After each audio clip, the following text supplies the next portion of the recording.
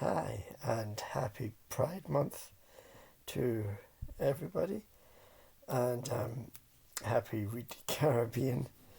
I've combined the 2 months, and since it's Read Caribbean, or I should say the end of Read Caribbean, I'm going to celebrate with some rum.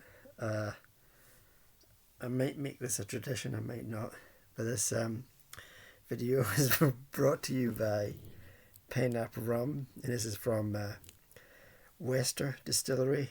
Not that I'm advertising, but I'll leave a link down below. They, I suppose they used to be my local distiller, but Glasgow isn't local anymore. But it's quite a nice small distiller, and they do rum and sherry.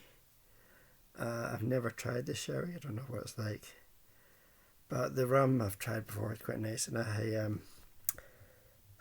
did a tour sort of at the start of the year of the distillery. It's a really nice place, very interesting. They got all the old oak barrels.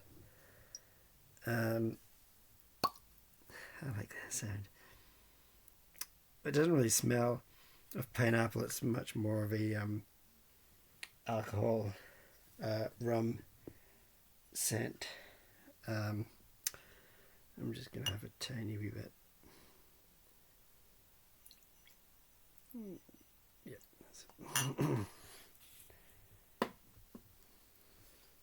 I like the bottles too. They're very plain, but I like the look of them. They've got this nice cork top.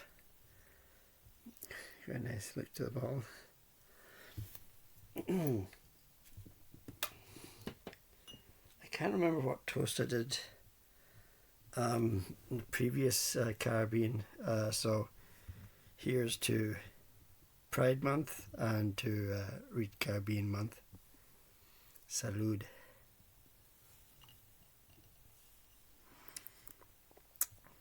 Very nice. I wouldn't exactly say that I'm overwhelmed by the taste of pineapple, but it's got a nice kind of sweetness to it. Unfortunately for Pride and Read Caribbean Month, I only read the one book, but a very good book.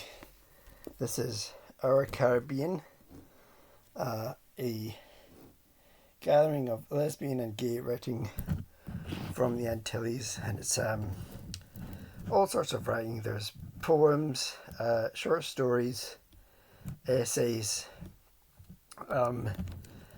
some which would be called autobiographical, I would say. This was published in 2000 and let's see, 2008. Yes. So I don't know how dated this book is. There's a reference to George W. Bush, and I'm reading that and thinking, I mean, we're sort of, I suppose, maybe post-Trump, but I'm reading that thing about George W. Bush and thinking, oh wow, just wait a few years and you'll find out. But in terms of laws in the Caribbean countries, I don't know how much has changed. I don't know if things have changed. I would imagine that same-sex marriage is probably not permitted. I was really surprised by reading this book that Jamaica's very, well, not exactly very, but it's quite anti-gay and lesbian. There's a sort of a culture against it. Although I should point out, I've not heard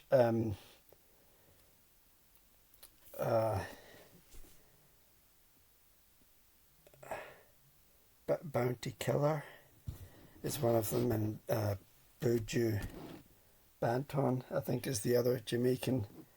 I don't know if it's rapper or if it's songwriter. Who are both quite possibly anti-gay. There's quite a few slurs language-wise in the stories. And also Cuba as well. You would think under the communists they would welcome LGBTQ plus, gays and lesbians under the, I suppose, the umbrella of communism, all peoples. But from reading this, that was not the case. I don't know, once again, how things are now. It may have changed. It might not have. I'm not entirely sure. I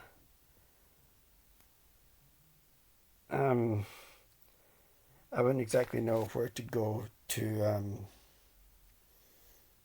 get more. There's probably various newspapers. The Gleaner is one, but how much I would learn from those newspapers, I don't know.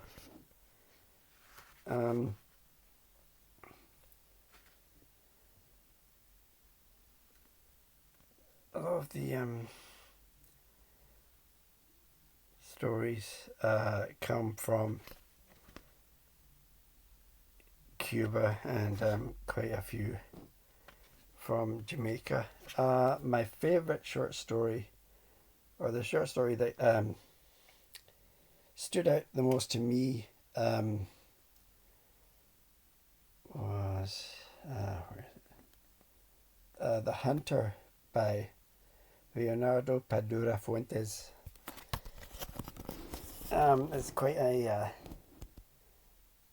nasty sort of story. He is really a hunter. He's a predator. This gay man who's been unable to form a relationship, and so he preys on other gay men. He's quite a nasty character, but he is an epitome of loneliness. And it's maybe a bit like the cliched bully who bullies someone else and then gets bullied at home by his parents, which may or may not be a cliche, but it's quite a strong story. I wouldn't say it's very gratuitous, I wouldn't say. There's one short story, Aorticism by Ronaldo Arenas, which is quite gratuitous. It's got very sexual, on the nose sexual. But other than that, really, it's quite a bit of it is about fear, really, a fear of showing one's true self for a number of reasons. I'd say violence being the main one, but also it's really keeping who they are secret, their true identity secret. It's mainly gay and lesbian. There is one or two trans mentions, but other than that, it's mainly gay and lesbian. It's an interesting sort of essay towards the back by Gloria Wecker, really talking about Suriname, and the people there not really having a word for lesbian or lesbianism. they call it Mati or Masi. I'm not exactly sure how you pronounce it. Mati. And quite a few of them.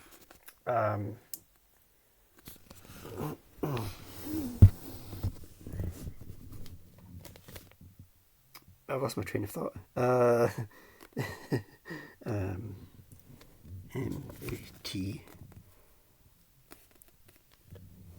You can see that. I'm on the wrong page. Lost my train of thought.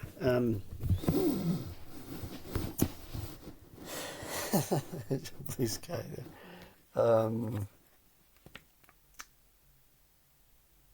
Unfortunately, a lot of the names in this are all, no pun intended, foreign to me. I've not heard, I've not read any of the writers, but there is a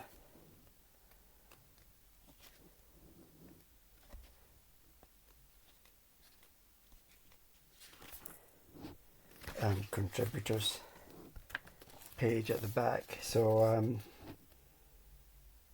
these writers I could read hopefully, and future read Caribbean, so maybe next year I'll be reading some of the writers who feature here. I would say that it's an important book. How dated, again, I don't know. I think that's the main question for me. But a lot of different voices, some maybe saying the same thing about fear and identity. But I would say a very important book. Maybe it's banned in certain Caribbean countries, I don't know, it's possible. But that is Our Caribbean, edited by Thomas Glave. Thanks for watching. Bye.